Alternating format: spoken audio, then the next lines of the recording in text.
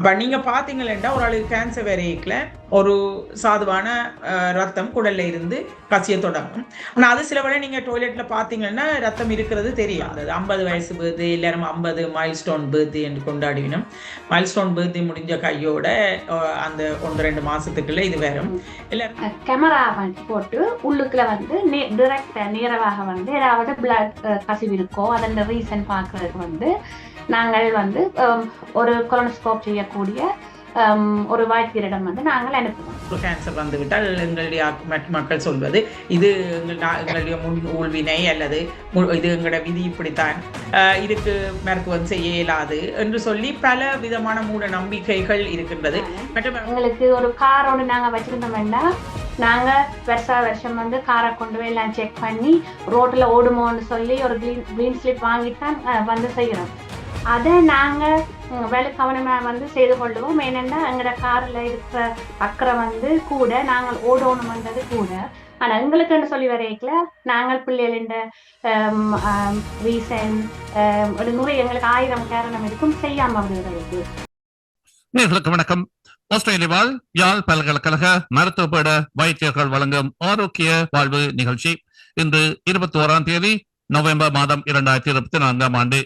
கொடிய நோய்களை வருமுன் காப்போம், let us prevent deadly diseases என்ற தலைப்பில் இன்றைய உரையாடல் ஏற்பாடு செய்யப்பட்டிருக்கிறது. இன்றைய உரையாடலில் எங்களுடன் இணைந்து கொள்ளும் பொருட்டு 2 மருத்துவர்கள் எங்களோடு இணைந்து கொள்ள இருக்கிறார்கள். டாக்டர் நாலாயினி சுகிர்தன் மற்றும் டாக்டர் சிவகாமி ஐங்கரன் ஆகியோர் இப்போது எங்களோடு இணைந்து கொள்ள இருக்கிறார்கள் என்பதை நேர்களுக்கு சொல்லுகிறோம். அந்த வகையில் இப்போது அவர்களை இணைத்துக் கொண்டு எங்கள் உரையாடல் ஆரம்பமாக இருக்கிறது. அந்த உரையாடலை ஆரம்பிப்பதற்கு முன்னர் நிலைய கழகத்திலிருந்து இந்த நிகழ்ச்சியை உங்களுக்கு தொகுத்து வழங்கும் ஒலிபரப்பாளர் பாலா விக்னேஸ்வரன். வளர்ந்து வருகின்ற நவீன விஞ்ஞான தொழில்நுட்ப உலகில் மனிதர்களது ஆயுட்காலம் அதிகரித்துக் கொண்டே செல்கிறது. இருந்தாலும் ஆட்கொல்லி அல்லது உயிர்கொல்லி நோய்களுடனான போராட்டம் தொடர்ந்தும் வலுவடைந்து வரும் போக்கினையும் காணக்கூடியதாக இருக்கிறது. இந்த வகையில் மனித குலத்தின் சராசரி வயது ஏறிக்கொண்டே உயர்ந்து கொண்டே போவதை நாங்கள் பார்க்கிறோம். இருந்தாலும் மிகவும் சிரமமான இந்த கடுமையான நோய்கள் எங்களுக்கு தாக்குகிற போது, குறிப்பாக நான் இன்ஃபெக்டிவ் டிசீசஸ் என்று சொல்லப்படுகிற தொட்டாத நோய்கள் தாக்குகிற போது மனிதர்களின் வாழ்வின் சிறப்பு, ஆங்கிலத்தில் குவாலிட்டி ஆஃப் லைஃப் என்று சொல்லப்படுகிற இந்த வாழ்வின் சிறப்பு தேய்ந்து போய்விடும் என்ற நிலைமையும் வாழ்வின் பிற்காலத்தில் சிரமங்கள் ஏற்படுகின்ற ஒரு கட்டமும் காணப்படும். அந்த வகையில் இன்று நாங்கள் எடுத்து பேச இருக்கிற விடயம் சில புற்றுநோய்கள் பற்றியது. இவ்வாறான கடுமையான நோய்கள் தாக்குவதிலிருந்து எப்படி எங்களை முன்கூட்டியே காத்துக்கொள்ள முடியும் என்பதை பேச இருக்கிறோம். இன்று குறிப்பாக நாங்கள் பேச இருக்கும் தலைப்புகள் மார்பக புற்றுநோய், குடல் புற்றுநோய், கருப்பை வாய் புற்றுநோய் போன்றவற்றை தொட்டு செல்லும் என்று நம்புகிறோம். அந்த வகையில் இந்த மருத்துவர்களை இணைத்துக் கொண்டு இலங்கை, இந்தியா போன்ற தென்னாசிய நாடுகளில் உள்ளவர்களுக்கு இங்கே வருகிற புற்றுநோய்கள் பற்றியும் அவற்றை ஆரம்பத்திலேயே பரிசோதிக்கும் ஸ்கிரீனிங் டெஸ்ட் பற்றியும் விழிப்புணர்வுகள் குறைவாக இருப்பதாகவும், இவ்வாறான ஒரு நோய் தமக்கு வரப்போவதில்லை என்ற ஒரு தவறான ஒரு நம்பிக்கை இருப்பதாகவும் அவதானிப்புகள் இருப்பதால் அவற்றை பற்றி பேசும் தேவை அவசியம் எங்களுக்கு இருக்கிறது என்பதை சொல்லிக்கொண்டே இப்போது எங்கள் மருத்துவர்களை இணைத்துக் கொள்ள இருக்கிறோம். இந்த மருத்துவர்கள் எங்களோடு இணைந்து தங்கள் கருத்துக்களை சொல்ல இருக்கிறார்கள் என்பதையும் சொல்லுகிறோம். அந்த வகையில் மருத்துவர்களை தங்கள் வீடியோ மற்றும் வீடியோ கேமரா மற்றும் ஒலிவாங்கியை திறந்து எங்களுடன் இணைந்து கொள்ளுமாறு அன்புடன் கேட்டுக்கொள்கிறோம். இது வையகம் தழுவிய வான்வழி தோழன் தாயகம் தமிழ் ஒலிபரப்பு சேவை. இப்போது எங்களுடன் இந்த மருத்துவர்கள் இணைந்து கொள்ள இருக்கிறார்கள் நேயர்களே. அவர்களை இப்போது நாங்கள் இணைத்துக் கொள்கிறோம். வணக்கம் டாக்டர் நாலாயினி சுகிர்தன். வணக்கம் டாக்டர் சிவகாமி ஐங்கரன். வணக்கம். வணக்கம். வணக்கம். சிறப்பு. உங்கள் 3 பேரையும் இன்று எங்களுடன் இணைத்து பேச கிடைத்ததில் அல்லது 2 பேரையும் இணைத்து பேச கிடைத்ததில் மகிழ்ச்சி. அந்த வகையில் நாளைக்கு நீங்கள் நிகழ்ச்சியை தொகுத்து வழங்குவீர்கள் என்று நம்புகிறேன். நேயர்களுக்கு சொல்ல வேண்டிய விடயம், மருத்துவர்கள் தான் இந்த நிகழ்ச்சியை நடாத்துவது வழக்கம். நாங்கள் ஒரு நிலைய கழகத்திலிருந்து ஒரு ஒருங்கிணைப்பை மட்டுமே செய்கிறோம். முதல் 30 நிமிடங்களின் பின்னர் நேயர்களும் இணைந்து கொண்டு தங்கள் கேள்விகளையும் கேட்க முடியும். அந்த வகையில் நிகழ்ச்சியை நாங்கள் இப்போது டாக்டர் நாலாயினி சுகிர்தனின் பொறுப்பான கைகளில் ஒப்படைக்கிறோம். சொல்லுங்க நாலாயினி.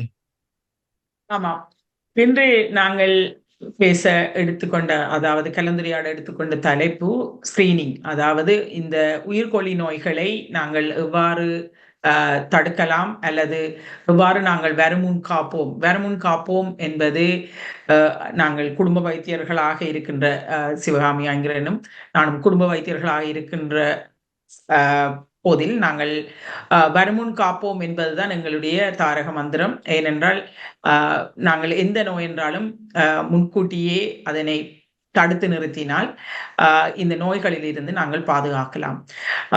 அதிலும் இந்த உயிர்கொல்லி நோய்கள் என்று சொல்லப்படுகின்ற சில நோய்களுக்கு இந்த அரசாங்கத்தில், அதாவது ஆஸ்திரேலியாவில் பல ஸ்கிரீனிங், அதாவது எவ்வாறு நாங்கள் அதனை முன்கூட்டியே கண்டுபிடிப்பது என்பது இருக்கின்றது.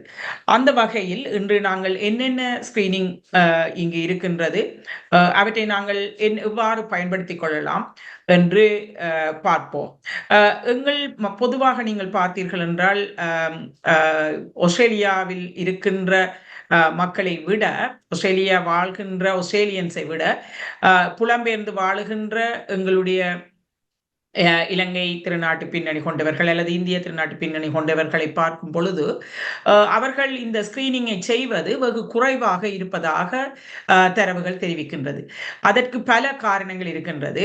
அவர்கள் இந்த நோய்கள் வந்தால் அது வந்து எங்களுக்கு ஒரு என்ன முற்செய்த பிறவியின் வினை, அதாவது ஒரு கேன்சர் வந்துவிட்டால் எங்களுடைய மக்கள் சொல்வது இது எங்களுடைய முன் ஊழ்வினை அல்லது இது எங்களோட விதி இப்படித்தான், இதுக்கு மருத்துவம் செய்ய இயலாது என்று சொல்லி பல விதமான மூட நம்பிக்கைகள் இருக்கின்றது. மற்றும் அவர்கள் சொல்வார்கள் எங்களுக்கு நேரம் இல்லை, என் பிள்ளைக்கு எக்ஸாம் இருக்கு, ஸ்காலர்ஷிப் செலக்டிவ் எக்ஸாம் இருக்கு, அது முடிச்சு போட்டு நான் வாரன் ஸ்கிரீனிங் செய்ய. இப்போ டாக்டர்ஸ் போயக்க எல்லாரையும் கேட்கறது இந்த கொஸ்டின்ஸை நீங்க செய்யுங்கோ, இதை செய்யுங்கோண்டு. ஆனால் எங்களுடையாக்கள் இதுகளை பின் போடுறது, இதுகள் ஒரு வருத்தம் வந்து காட்டுற அளவு முக்கியத்துவம் அவர்கள் இந்த ஸ்கிரீனிங் செய்வதற்கு கொடுப்பதில்லை. பர்டிகுலராக எங்களோட ஸ்ரீலங்கன், அதாவது இலங்கையில் இருந்து புலம்பெயர்ந்து வந்து வாழுகின்ற எமது மக்கள் இந்த ஸ்கிரீனிங்கை பெரிதாக செய்வதில்லை. அப்ப நாங்கள் இன்று அவர்களை எவ்வாறு இந்த ஸ்கிரீனிங் ஏன் இம்பார்ட்டன்ட், அதாவது இந்த ஸ்கிரீனிங்கின் முக்கியத்துவம் என்ன, ஏன் செய்ய வேண்டும், அதை செய்வதால் என்ன நன்மை என்பதை பற்றித்தான் இன்று கலந்துரையாட இருக்கின்றோம். இல்லையா சிவகாமி? ஆமாம்.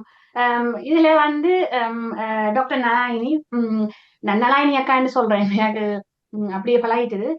சோ இதுல வந்து நான் கதை கேட்கல, சில இடங்கள்ல வந்து சொல்லி இருக்கிறேன். இப்ப ஆஸ்திரேலியாவில சரி எங்க இருந்தாலும் எங்களுக்கு ஒரு கார் ஒன்று நாங்க வச்சிருந்தோம்னா, நாங்க வருஷம் வந்து காரை கொண்டு போய் எல்லாம் செக் பண்ணி ரோட்ல ஓடுமோன்னு சொல்லி ஒரு கிரீன் ஸ்லிப் வாங்கித்தான் வந்து செய்யறோம். அதை நாங்க வேலை கவனமா வந்து செய்து கொள்ளுவோம். ஏனென்றா எங்கட கார்ல இருக்கிற அக்கறை வந்து கூட நாங்கள் ஓடணும்ன்றது கூட. நலாயினி அக்கா சொன்ன மாதிரி, ஆனா எங்களுக்கு என்று சொல்லி ஸ்கிரீனிங், அப்ப காருக்கு சேர்றது வந்து அது கிட்டத்தட்ட ஸ்கிரீனிங் மாதிரி. ஆனா எங்களுக்கு என்று சொல்லி வரைக்கல, நாங்கள் பிள்ளைகளின் ரீசன் நிறைய எங்களுக்கு 1000 காரணம் இருக்கும் செய்யாம விடுகிறதுக்கு. அப்ப நாங்க எங்களுக்கு வந்து இது கேட்டுக்கொண்டு இருக்கிற நிறைய பேருக்கு உங்களுக்கு அது ரிலேட் பண்ணக்கூடியதா இருக்கும். உங்களுக்கு கூட ஓகோ நானும் அதுல ஒரு ஆள் தானே என்ன மாதிரி இருக்கும். உங்களுக்கு அதை இன்னும் கொஞ்சம் இன்ட்ரெஸ்டிங்காயும் அதோட கூட உங்களுக்கு விளங்க கூட இருக்கிறதுக்குமாக நாங்க வந்து கலைக்க போற bowel screening, breast screening, cervical screening, மற்றது அதை தவிர மெயின் 3 விஷயங்கள். அதோட இருக்கிற சில மற்ற ப்ரிவென்டிவ் ஹெல்த் டைம் வந்து கதைக்க போறோம். கதைக்க நாங்கள் இந்த சின்ன சின்ன சினாரியோ மாதிரி ஒவ்வொரு கதை மாதிரி சொல்லி அதுக்கூடாக உங்களுக்கு சரியான விஷயங்களை வந்து சொல்ல இருக்கிறோம். முதலாவதாக இது நாங்கள் கதைக்க போறது பவல் ஸ்கிரீனிங்கை பற்றி, ஆஸ்திரேலியால இருக்கிற பவல் ஸ்கிரீனிங் டெஸ்ட பற்றி. இது நான் சொல்ற இந்த ஸ்டோரி உங்களுக்கு நிறைய பேருக்கு ரிலேட் பண்ணக்கூடியதாக இருக்கும். ஒரு 52 year old, 52 வயது ஒரு ஆள் வந்து, அவர்கிட்ட ஃப்ரெண்ட் ஒரு ஆள், அவருக்கு 50 வயது, அவருக்கு வந்து கவர்மெண்ட் ஒரு பவல் ஸ்கிரீனிங் கிட் ஒன்று சொல்லி அனுப்பியிருக்கு. இப்போ ஆஸ்திரேலியால வந்து இருக்கிற நிறைய பேருக்கு தெரியும் 50 வயதுல இருந்து ஒரு கிட் ஒன்று வாரது. இப்ப அவன் 45 வயதுல இருந்து மாத்திட்டுனா ஒரு கிட் ஒன்று வரும். ஆனா அநேகமாக ஸ்பெஷலி வந்து ஒரு எங்கட பேக்ரவுண்ட்ல இருக்கிற ஆட்கள் அது பின்னுக்குள்ள போடும் உடனே. அப்ப இந்த 50 வயது வந்த ஃப்ரெண்ட் வந்து இவருக்கு போன் பண்ணி கேட்கிறார், எனக்கு ஒரு கிட் ஒண்ணு வந்திருக்கு, ஃபர்ஸ்ட் டைம் வருது, என்ன மாதிரி செய்தது, என்ன மாதிரி நீங்கள் எங்க அனுப்பினீங்க. அப்ப இவருக்கு வந்து ஒரே ஃபன், இதெல்லாம் வந்து அவங்க இப்படித்தான் அனுப்புவாங்க, இது எல்லாம் பெரிய விஷயம் என்று சொல்லி போன் பண்ணி கதைக்கிற, நாட்டுல எவ்வளவு விஷயம் இருக்குது என்று சொல்லி அவர் ஃபன்னை வந்து அது ஒரு ஃபன்னை எடுத்து கதைச்சு போட்டு விடுறார். அப்ப அந்த அந்த கதையை கொண்டு வந்து டாக்டர் நலாயினி வந்து அவர்கிட்ட வைஃபுக்கு கோபம் வந்துடுது. வந்து வந்து சொல்ற, அப்படி என் ஹஸ்பண்ட் செய்கிற, அவர்கிட்ட கிட் லாஸ்ட் 2 இயர்ஸ்க்கு முன்ன வந்து பின்னுக்குல இருக்குது, இப்போ வந்து பின்னுக்க போகுது, இவ என்ன செய்யலாம்னு சொல்லி. இப்ப டாக்டர் நலாயினி ஆஸ்திரேலியாவில வந்து கவர்மெண்ட் கஷ்டப்பட்டு இது ஒரு பிரச்சனையான விஷயம்னு சொல்லி ஒரு கிட் அனுப்புறாங்க. எங்கள்கிட்ட வந்து பால் கேன்சர் ஸ்கிரீனிங் வந்து சரியான இம்பார்ட்டன்ட் திங்னு சொல்லி டிவியில கதைக்கணும். ஜிபிஸ் வந்து ஒரு முறையும் அவை என்ன பிரச்சனைக்கு போனாலும் திருப்பி கதைக்கணும். நிறைய எல்லாருமே தெரிஞ்சிருந்தாலும் ஏன் நாங்கள் அதை பெருசா எடுக்காட்டா வந்து எங்களுடைய ஆக்களுக்கு கேன்சர் வராதோ, என்ன செய்யலாம்னு சொல்லி கொஞ்சம் சொல்லுங்க. ஆமாம், சிவகாமி, நீங்க கூறிய விடயம் நாங்கள் ஒவ்வொரு நாளுமே நான் நினைக்கிறேன் அடிக்கடி நாங்கள் கண்கூடாக காண்கின்ற விடயம். நாங்கள் குடும்ப மருத்துவராக இருக்கும் பொழுது பலர் நாங்கள் கேட்கும் பொழுது சொல்லுவது நீங்கள் சொன்னது போலதான். எங்களுக்கு ஒரு கிட் வந்தது, 50 வயசு பர்த்டே, எல்லாரும் 50 மைல்ஸ்டோன் பர்த்டே என்று கொண்டாடினோம். மைல்ஸ்டோன் பர்த்டே முடிஞ்ச கையோட அந்த 1-2 மாசத்துக்குள்ள இது வரும், எல்லாரும் தூக்கி ஈஸியா பின்னுக்க போட்டுட்டு இருப்பினோம். நாங்க உங்களுக்கு இப்படி ஒன்று வந்தது இல்லை, 50 பர்த்டே முடிஞ்சது இல்லைன்னு சொல்லி எங்களுக்கு தெரியும் தானே டேட் ஆஃப் பர்த் எல்லாம். இப்ப கேட்டா அவ சொல்றது, நாங்கள் அதை பின்னுக்க போட்டுட்டோம், உதயார் செய்கிறது, உதவில அரியண்டம் என்று சொல்லி இப்படித்தான் சாகு போக்கு சொல்லுவினோம். ஆனால் இந்த பால் ஸ்கிரீனிங்கை நாங்கள் கட்டாயமாக செய்ய வேண்டும் என்றதுல ஏனென்று பார்ப்போம் என்றால், இந்த குடல் புற்றுநோய்களை இலகுவில் கண்டுபிடிப்பதற்கு இந்த பால் ஸ்கிரீனிங் உதவுகிறது. அப்ப இதுல நீங்கள் ஒன்றுமே செய்ய தேவையில்லை. இது ஆக இப்ப அந்த ஸ்கிரீனிங்கு பேர் ஸ்டூல் ஒக்கல் பிளட் டெஸ்ட்னு சொல்லுவோம். அதை என்ன செய்யறது என்ற மலத்தில மறைவாக காணப்படுகின்ற ரத்தத்தை கண்டுபிடிப்பதற்கான ஒரு சோதனை. இப்ப நீங்க பாத்தீங்கன்னா ஒரு ஆளுக்கு கேன்சர் வரையில ஒரு சாதுவான ரத்தம் குடல்ல இருந்து கசிய தொடங்கும். ஆனா அது சில வேளை நீங்க டாய்லெட்ல பாத்தீங்கன்னா ரத்தம் இருக்கிறது தெரியாது. ஆனா இப்படி நீங்க இந்த டெஸ்ட செய்ய அதே அவர்கள் இலவாக கண்டுபிடிப்பார்கள். இப்ப நீங்க இந்த டெஸ்ட் செய்யறதுக்கு நீங்க பெருசா ஒன்றும் கஷ்டப்பட தேவையில்லை. ஏன் அது நீங்கள் முதல் இதை கேட்க வேண்டும், ஏன் அது 50 வயசுக்கு மேலதான் அனுப்புகிறார்கள் என்று. ஆனால் இப்பொழுது குடல் புற்றுநோய் ஏர்லியாக, அதாவது அதற்கு முன்பும் வருவதால் 45 வயதுக்கு மேல் இந்த பரிசோதனையை செய்யலாம் என்று சொல்லப்படுகின்றது. அப்படித்தான் சிவகாமி? ஆனால் அவர்கள் கவர்மெண்ட் எங்களுக்கு 50 வயசுக்கு பிறகுதான் அவர்கள் போஸ்ட்ல எங்களுக்கு அனுப்புகிறார்கள். ஆனால் நீங்கள் உங்கள் குடும்ப வைத்தியரிடம் போய் கேட்டால் அவர்கள் 45 வயது நீங்கள் அடைந்த பின்பு உங்களுக்கு ஒவ்வொரு 2 வருடத்துக்கு ஒரு முறை இந்த பரிசோதனையை செய்யலாம். இப்ப நீங்க இது பின்னுக்க போட்டுட்டீங்க, என்ன செய்யறதுன்னு நீங்க கவலைப்பட தேவையில்லை. உங்களோட குடும்ப வைத்தியரிடம் போய் நீங்க கேட்டீங்கன்னா அவர்கள் உங்களுக்கு அந்த அதே மாதிரியான ஒரு கிட்டை தருவார்கள். நீங்கள் அதனை இலகுவாக நீங்க விரும்பின நேரத்துல வீட்டிலேயே இருந்து கொண்டு இந்த பரிசோதனையை செய்யலாம். அப்ப இது என்ன, நீங்கள் ஒன்றும் கஷ்டப்பட்டு போய் கடையில வேண்டியோ இதண்டோ ஒன்றும் செய்ய தேவையில்லை. உங்களோட காலம்புரை ஒலும்பி கழிக்கிற மேலம் டாய்லெட்டை அதுல ஒரு கொஞ்சத்தை எடுத்து அந்த 3 டியூப் மாதிரி, இப்ப நீங்க கவர்மெண்ட் அனுப்புறா அதுல 2 டியூப் இருக்கும். நார்மலா மெடிக்கல் பிராக்டிசஸ்ல அவங்க 3 டியூப்பை தருவாங்க. அதுல நீங்க அந்த டாய்லெட்டை எடுத்து போட்டு அந்த ஃப்ரிட்ஜின் டோர்ல அதை வைக்கலாம். அதை ஏனென்றால் நாங்கள் அது அப்படித்தான் அதை சேமிக்க அதனை பாதுகாப்பாக வைத்து விட்டு நீங்கள் 3 நாள் எடுத்த, இப்ப நீங்கள் டாக்டர்ஸ் தாரதுன்னா 3 நாள் எடுத்து முடிந்த பிறகு அவர்களிடம் கொண்டு போய் கொடுத்தீர்கள் என்றால் அவர்கள் அதை அனுப்பி அந்த டெஸ்டை செய்வார்கள். அப்ப நீங்கள் இதை செய்யறதுக்குரிய வழிமுறை நீங்கள் வெப்சைட்ல பார்த்தாலும் தமிழிலே கூட எழுதியிருக்கு. இதற்குரிய வீடியோ கிளிப் நீங்க யூடியூப்ல how to do the bowel screening அண்டா தமிழ்ல கூட அதை கேட்கக்கூடிய விதத்துல இருக்குது. அப்ப நீங்க தெரியாட்டி நீங்கள் உங்களோட குடும்ப வைத்தியரோட கூட வடிவாக கேட்கலாம். அப்ப ஏன் இந்த 45 தொடக்கம் 50 வயதுல தொடங்குறோம்னா அந்த காலத்துல தான் இந்த குடல் புற்றுநோய் கூடுதலாக எங்களை பாதிக்கின்றது. அப்ப இப்ப இதை நாங்கள் கண்டுபிடிச்சிட்டோம்டா, இப்ப ஒரு ஆளுக்கு பாசிட்டிவா பிளட் வந்துட்டுது, அதாவது டெஸ்ட் செய்து ஸ்டூல் லோக்கல் பிளட் டெஸ்ட் பாசிட்டிவ்னு வந்தா, சிவாமி சொல்லுங்க என்னண்டு. அப்ப நீங்க இப்ப என்ன என்ன செய்வீங்க? நீங்க குடும்ப வைத்தியரா இருக்கீங்க, இப்படி என்ன செய்வீங்க? இப்ப ஒரு ஆள் வந்துட்டு நீங்க கால் பண்ணி சொல்றீங்க உங்களுக்கு ஸ்டூல் லோக்கல் பிளட் பாசிட்டிவ்ண்டு. இப்ப நீங்க என்னண்டு அந்த பேஷண்ட் என்ன சொல்லுவீங்க? அந்த பேஷண்ட்டுக்கு என்ன சொல்லுவீங்க? ஆக்சுவலி வந்து இப்ப எங்களுக்கு பாசிட்டிவ் வந்தா அதுக்கு வந்து அதுக்கு அந்த அளவுக்கு கேன்சர் வந்துடுதுன்னு சொல்லி அர்த்தம் இல்ல. அதுக்கு இந்த முதலாவது நாங்க செய்ய போற அந்த ஸ்கிரீனிங் வந்து ஒரு சிம்டமும் இல்லாத ஒரு ஆளுக்கு, நார்மலா ஹெல்த்தியா இருக்கிற ஒரு ஆளுக்கு. அதுதான் எங்களோட சினாரியோலயும் அவருக்கு பிடிக்கல, என்ன அப்படி தனக்கு தான் செய்யணும். அப்போ ஹெல்த்தியா நார்மலா இருக்கிற ஒரு ஆள் ஒரு பிரச்சனையுமே இல்லாம இருக்கேக்கல நாங்கள் ஒரு டெஸ்ட் செய்யறோம். அதுல வந்து பாசிட்டிவா வந்துச்சுன்னா அது நெக்ஸ்ட் ஸ்டெப் வந்தா நாங்க நெக்ஸ்ட் லெவலுக்கு போறோம். நெக்ஸ்ட் லெவல் என்னன்னா நாங்கள் வந்து கொலோனோஸ்கோப், அதாவது எங்களுக்கு ஒரு கேமரா போட்டு உள்ளுக்குள்ள வந்து டிரெக்டா நேரவாக வந்து ஏதாவது பிளட் கசிவு இருக்கோ அதன் ரீசன் பாக்குறதுக்கு வந்து நாங்கள் வந்து ஒரு கொலோனோஸ்கோப் செய்யக்கூடிய ஒரு வைத்தியரிடம் வந்து நாங்கள் அனுப்புவோம். அப்ப இதுல முக்கியமான விஷயம் என்னன்னா எங்களுக்கு பாசிட்டிவான, அதாவது அந்த டெஸ்ட் பாசிட்டிவா வந்தால் அதுக்கு கேன்சர் அர்த்தம் இல்லை. என்ன அர்த்தம்னா நாங்கள் next level investigation, next level பரிசோதனை வந்து செய்யணும் அர்த்தம். அப்ப அதுல வந்து நாங்கள் ரெஃபர் பண்ணி விடுவோம்.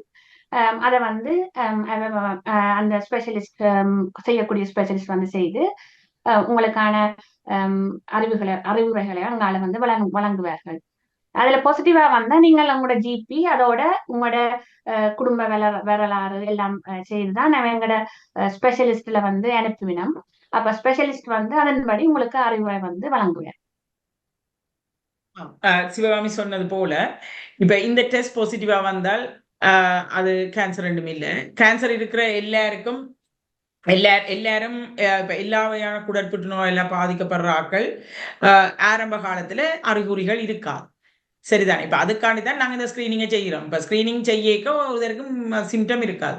அதே நேரம் இப்ப நோய்க்கான அறிகுறியுள்ள எல்லாரும் குடற்புற்று நோய் பெருமண்டும் இல்லை. இப்ப நீங்க இப்ப ஒரு ஆள் சொல்றார் வந்து எனக்கு மெலத்தோட ரத்தம் போகுதுன்னு சொன்னா அதுன்ற மீனிங் அவருக்கு கேன்சர்ன்றது அல்ல. சரிதானே? ஆனா கேன்சர் இருக்கிற ஆளுக்கும் மெலத்தோட ரத்தம் போகலாம்.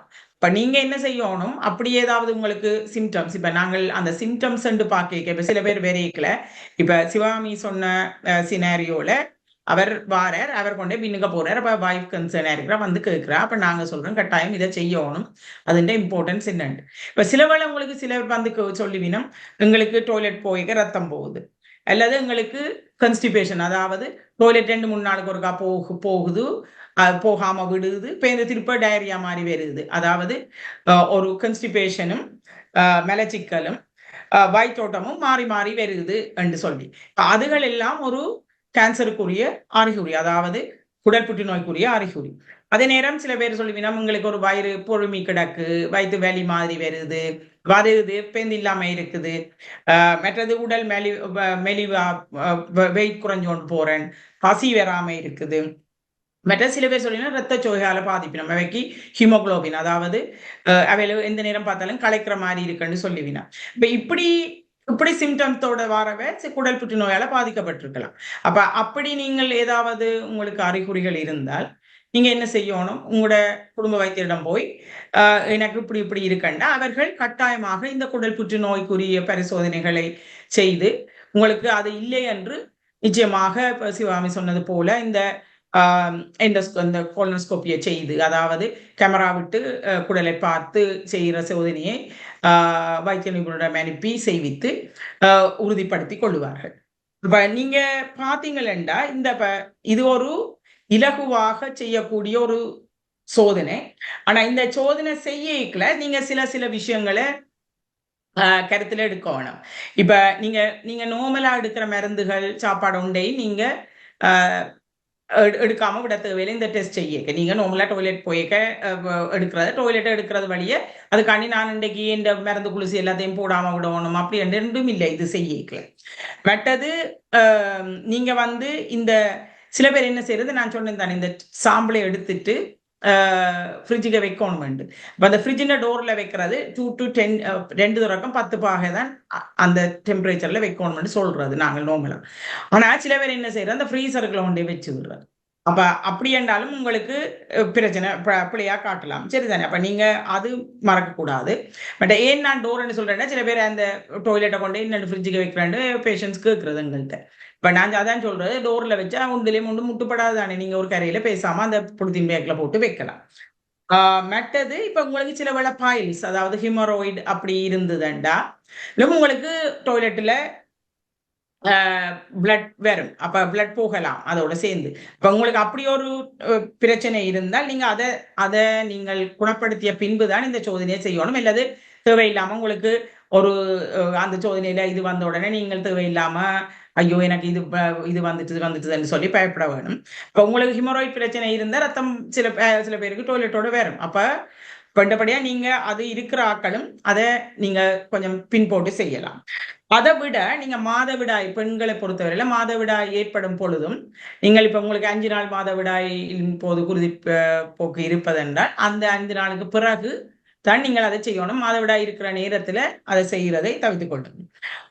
மற்றது நான் முதலே சொன்னது போல வேறு குடல் சம்பந்தமான பிரச்சனைகள் இருந்தாலும் நீங்கள் அந்த பிரச்சனைகளை தீர்த்த பின்பு தான் இந்த பரிசோதனையை செய்ய வேண்டும். ஏனென்றால் சில வேளை உங்களுக்கு ஃபால்ஸ் பாசிட்டிவ் ரிசல்ட்ஸ், அதாவது உங்களுக்கு உண்மையாக பிரச்சனை அந்த குடலில் ஒரு பிரச்சனை இல்லாட்டிலும் இந்த ரிசல்ட்ஸ் பாசிட்டிவா வந்த உடனே தேவையில்லாம நீங்கள் யோசிக்க வேண்டி இருக்கும். அதால நாங்கள் இந்த பரிசோதனையை இப்ப நீங்கள் உங்களுக்கு இதை பற்றி ஏதாவது விவரங்கள்ல பிரச்சனை இருந்தால் நீங்கள் உங்களோட குடும்ப வைத்தியரிடம் கேட்டுக்கொள்ளலாம்.